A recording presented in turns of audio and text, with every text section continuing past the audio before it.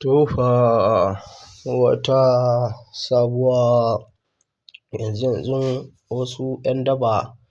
sun kashe wani fitaccen mawaƙi a jihar Katsina. Shi dai wannan mawaƙi mai suna Abu Amshi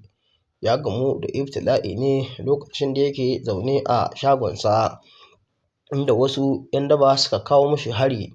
yana kwance babu gaira babu dalili. Take yanke suka fara saransa, wanda kuma suka yi mishi jina-jina. To sai dai ganin sun fara saransa take yanke ya yi yunƙuri domin ya koma cikin gidansa. To amma dai haka da ƙyar ne ya samu ya shiga gida. To bayan kuma ya shiga gida, haka wayannan 'yan daban suka biyo shi, inda suka ce lallai bai mutu ba, kamar yadda ƙanwarsa ta bayyana, inda ta ce wayannan 'yan daba suka ci gaba da kai mai sara. Kamar dai yadda kuke gani, lallai wannan shine hoton fitaccen mawaƙi wanda ake kira da Abu Amshi. Duk da dai shi wannan mawaƙi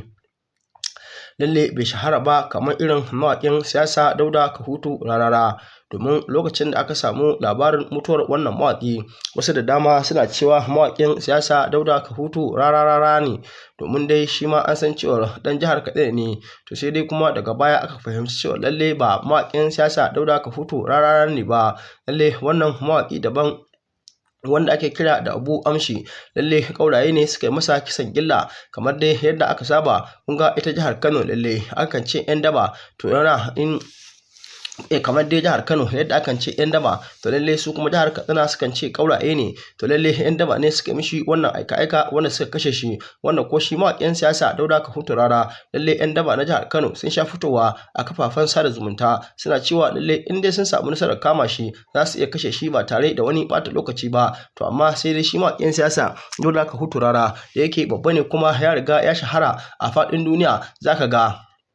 duk inda zai je yana yawo da jami'an tsaro. Da tunda kaga haka kuma shi yasa kake ganin wayannan azzalumai suna jin tsoron su afka masa. To amma yanzu a ƙasar nan tamu Najeriya, matukar Allah ya baka kuɗi ko kuma ya baka mulki ko kuma ya baka wata shahara, ko da a kafafen sada zumunta ne, to lallai irin wayannan azzalumai maƙiyanka zaka ga suna nan suna bibiyar ka, kuma duk da Allah ya ba sa'a suka samu dama akan ka, to za su kama ka su kashe ka. Abin da zai baka haushi shine wannan kashe-kashe da ake yi a ƙasar nan tamu Najeriya ya riga ya yawa. Wai kai haka kawai sai ga saboda wasu ba su son zaman lafiya, haka kurin kai baka zubar musu ba, sannan ko baka taka musu ba, a ce sun zo sun kama ka kawai sun kashe ka, wanda kuma gashi kowa sun ciwon fa duk wanda ya kuskura ya kama wani ya kashe shi, to shi lallai fa shi ma sun cewa in fa 'yan sanda sun kama shi, to lallai ba su taɓa barin shi ba, shi ma za a gurfanar da shi a gaban kotu, wanda kuma a ƙarshe za a iya yanke mishi hukuncin kisa kamar yadda yanke mu wancan. Yanzu abin da zai baka haushi, wayannan 'yan daba wanda suka zo suke wannan aika-aika, ka kaddara tunda yanzu jami'an tsaro za su ci gaba da bincike, kuma wanda yanzu in Allah ya ba da sa'a gano wayannan mutane, dole za a kama su a yanke musu hukunci daidai da abin da suka aikata. To amma kuma haka yanzu sun hada fara tsakanin dangin wannan mawaki da kuma dangin su, tunda yanzu duk wanda ya ji wannan abu lallai hankalinsa ba zai taɓa kwanciya ba, kuma sannan ransa in yayi dubu zai ɓaci. Na farko su can bangaren da suke wannan kisa, yanzu idan an kama su zaka iya samun wasu daga cikin 'yan uwansu wanda ba su kishin ƙasa, wanda kuma ba su a zauna lafiya, zaka ga sun iya fitowa sun ba su kariya. Abin da zai baka haushi shine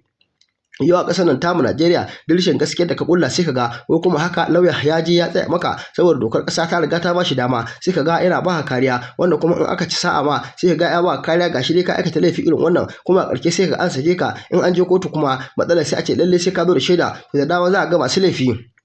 sukan fake da wannan ne, lallai su yi aika-aika tunda sun san cewa lallai lokacin za su zo su yi wannan aika-aika su kama kansu kashe ka, lallai babu shaida. To shi yasa kake gani sai a aika-aika wanda ko da ka kama mai laifin hannu da hannu, amma idan ka je kotu wajen da zaka nemo shaida wani lokaci sai ka rasa, ana ji ana gani sai ga an saki wannan mai laifi. To shi yasa kuke ganin ta'addancin yanzu ya riga yawa, idan an kama dan uwanka an kashe kai ma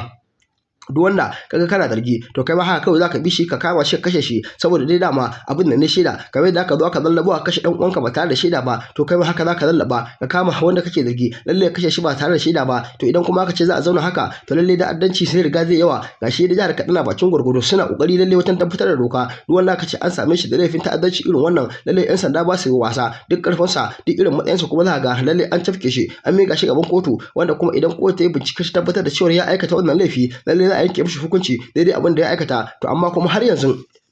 irin wa'annan matasa yan shaye-shaye wanda ake kira da yan daba har yanzu suna nan suna yawo cikin anguwa da manyan makamai wanda haka kurin kana zaune sai su faɗa ma da sara da suka wanda idan kana da waya su ɗauka in kana da wata yan dukiya su kwashe maka abin da ke faruwa kenan. Kuma irin wannan ta'addanci kowa san cewa a jihar Kano su ma lalle suna fama da matasa masu irin wannan. Kowa da ya san jihar Kano lalle akwai manyan masu kuɗi wanda lalle a cikin masu kuɗin duniya ma ana sa su, kuma za ga wannan manyan masu kuɗi irin su Aliko Dangote suna ƙoƙarin wajen tallafawa matasa lalle domin su kama sana'a. Kuma ko da wani lokaci dama an ce lalle idan matasa suna sana'a suna da aikin da za su yi to lalle irin wannan iskancin da za a yi ko da wani lokaci a kama wancan a kashe haka kawai bai ji bai gani ba to lalle za ka ga matasan ba su taɓa shiga irin wannan ba, domin da garin Allah ya waye dama ka san ga aikin da za ka je ka samu naka da kanka, to kaga ba za ka tsaya kana shirme ko shiririta ba kamar yadda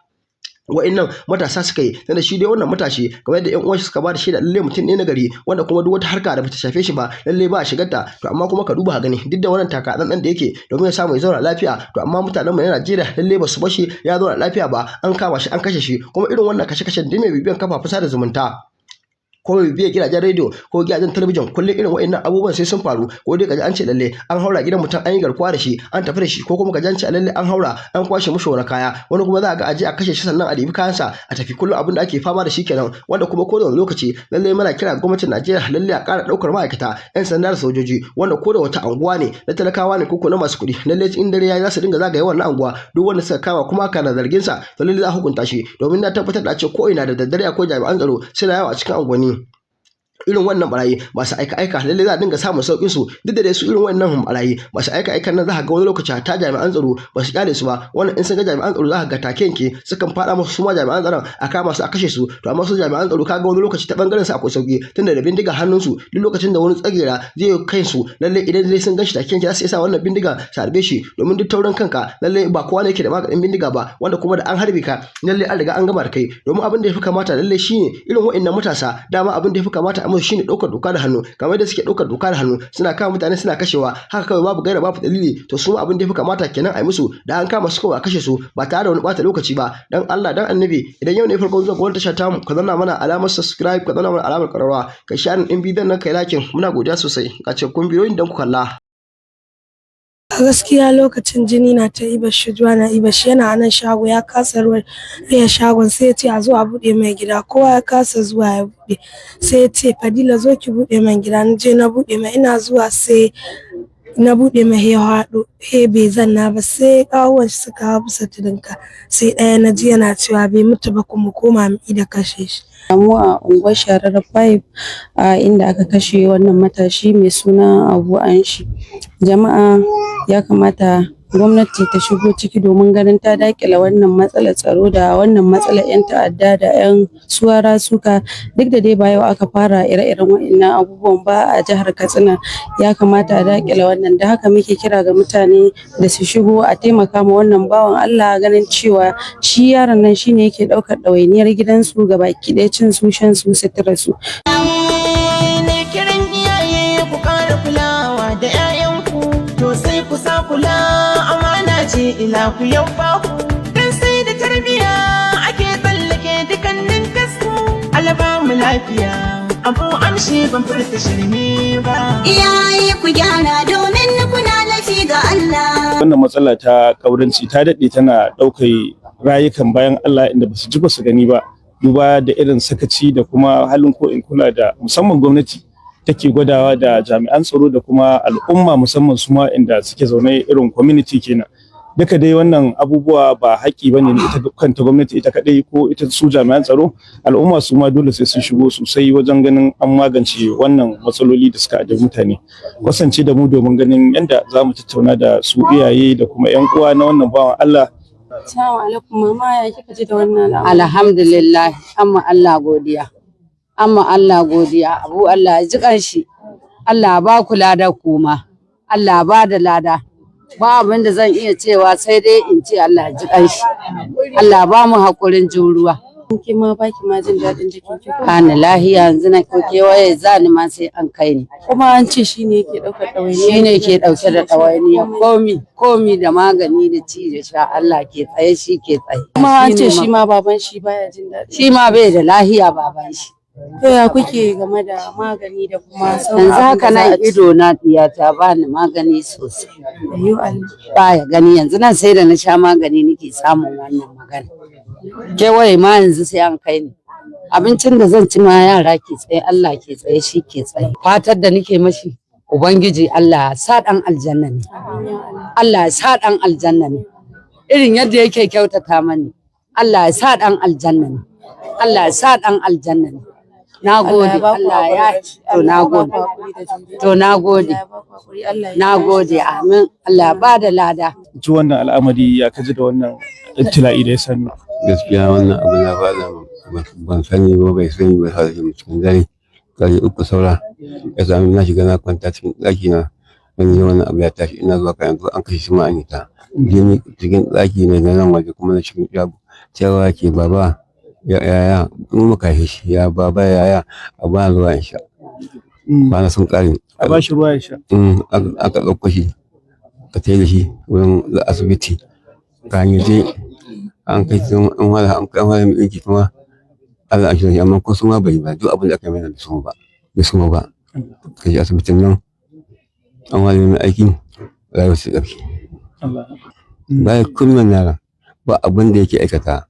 kuma mu tsakanin Allah na kai yana taimaka sosai tsakanin Allah in na ce mai kaza bai ya tarka ko magana ake yan dai ta ba tsare yi man komai da komai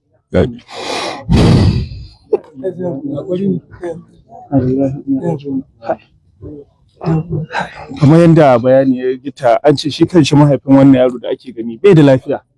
wallahi shi ke kula mahaifin ma ba ta lafiya dukan bayanin kenan za mu shiga duka za mu tattauna da su to baba wani irin kira kake da shi musamman ga gwamnati da kuma duk wani mai iko wanda da iko na kwata muku haƙƙin ku na wannan yaro da aka shi to ai ce muku ne zaka ce kyauta ce tunda ba bashi bane ba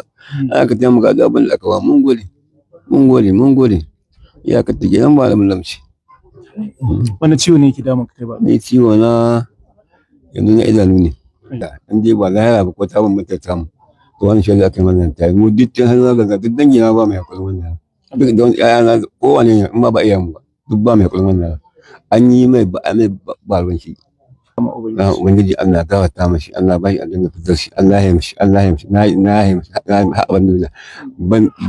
mai komai ban bai da kina ko guda na ya mishi wallahi Allah bai aljanna fitar shi Allah bai aljanna fitar shi barkan manzo Allah sallallahu alaihi wasallam ai hakuri baba ya kake da wannan mamaci kuma wani irin yanayi ka tsinci kanka bayan faruwar wannan al'amari Zubillahi min shaitanir rajim bismillahir rahmanir rahim to alhamdulillah wannan mamaci kanina ne Abu Sufyan kanina ne kuma gaskiya mun tsinci kanmu cikin yanayi baki ɗaya ba wani kaɗai ba duk wani wanda ya san wannan bawan Allah ba dan uwan shi ba gaskiya ya shiga cikin tashi hankali. Me zaka ce game da halayyarsa da kuma ɗabi'unsa da mu'amalarsa da mutane? To alhamdulillah Abu Sufyanu mutumin kirki ne gaskiya saboda tun da yake mu da a cikin yan uwa ko cikin dangi bai da abokin sa'insa dan yana zaune wuri ma wallahi baka ma sanin akwai shi yana iya awa guda baka ma sanin akwai shi alhamdulillah wannan gaskiya ni dai a wuri na da duk wanda ya sani nan garin ba bai wakon abu bane ko ba lamari bane saboda ina cikin system din aikin antikaurayi ko yanzu aikin da nake kenan ina tsaro din nan kuma ina cikin system din na tsaro bangaren antikaurayi kuma kullum ba dare ba rana yakin da muke kenan